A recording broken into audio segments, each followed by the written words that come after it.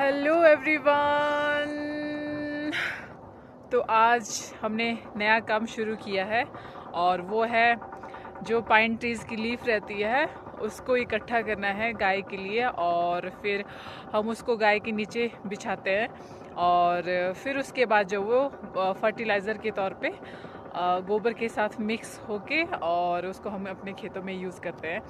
तो हमारे पहाड़ों में ना बहुत सारे पाइन ट्रीज़ के पेड़ पाए जाते हैं। ये देखिए बहुत सारी पाइन ट्रीज़ आपको दिख रही होंगी। जो जितनी भी ये ट्रीज़ दिख रही है इसकी ये लीफ रहती है, और देवदार की भी, जिसको हम सिदार भी बोलते हैं, और उसकी लीफ ना हमारे गाय के लिए बहुत काम आती है नीचे बिछाने के लिए, और फिर सड़ने के बाद जो है हम उसको खेतों में फर्टिलाइज़र के तौर पे यूज़ करते हैं। तो आप ना सोचते होंगे कि बार बार एक चीज़ ये क्या क्या लेके जाती है अपने साथ। ये देखिए दोस्तों, ये जो आप देख रहे हैं इसमें इसके 5 हाथ है और इसको पीछे से लॉक किया गया है, और इसका एक स्पेसिफिक नेम होता है। स्पेसिफिक नेम तो हमारी लैंग्वेज में इसको बोलते हैं हम झरनू, और ये मंडी की बोली है। और कुल्लू की जो बोली है उसमें बोला जाता है इसको टाऊ, जो हमें ना सुर झाड़ने के काम आती है।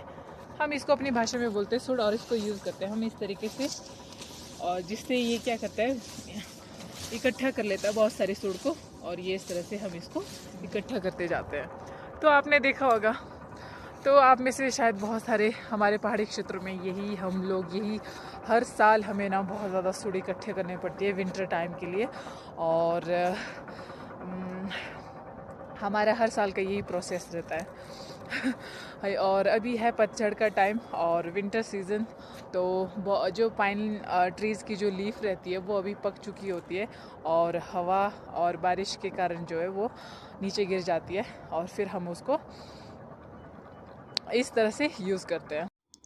फिर मैंने यहाँ पे जो है पाइन की लीफ को इकट्ठा करना शुरू कर दिया, और काफ़ी टाइम हो गया था मुझे इकट्ठा करते करते।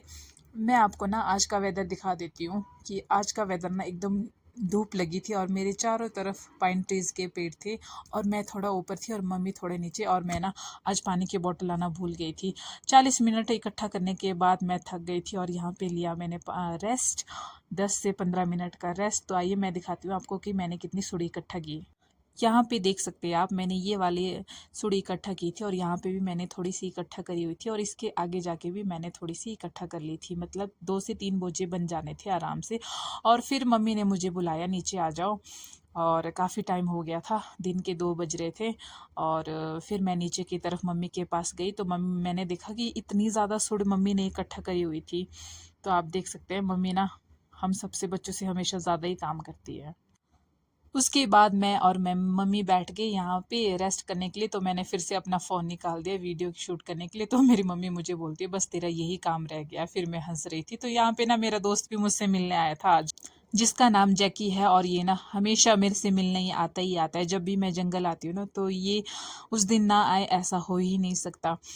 इसको मैं दूर से दिख जाती हूँ, और पता नहीं कहाँ से मुझे देख लेता है और फिर मेरे पास आ जाता है, और हम दोनों खूब मस्ती करते हैं साथ में। फिर यहाँ पे ना मम्मी ने स्टार्ट कर लिया सुड़ का बोझा बनाना, और यहाँ पे ना सुड़ का बोझा बनाना ना बहुत डिफ़िकल्ट होता है। और फिर मम्मी और मैं निकल गए बोझा लेके। तो पता है यहाँ पे क्या गलती हो गई, हमने ना नीचे जो लक्कड़ बिछाए थे ना स्टार्टिंग में, वो देख सकते हैं आप, वो थोड़े लंबे हो गए थे। फिर मम्मी को ना चलना मुश्किल हो गया था।